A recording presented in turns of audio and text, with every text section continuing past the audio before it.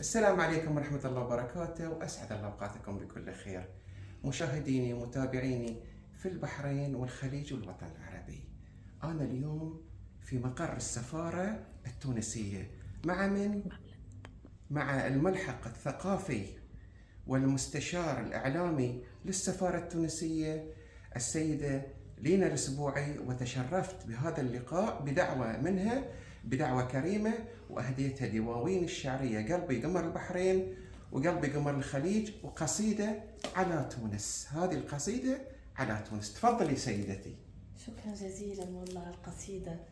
نشكر الشاعر البحريني الكبير الأستاذ يعقوب القمر على الإهداءات، إذا كانت الدواوين الشعرية أو القصيدة معلقة يعني في إطار، وإن شاء الله يعني أنا باش أستمتع في قراءة دواوينك.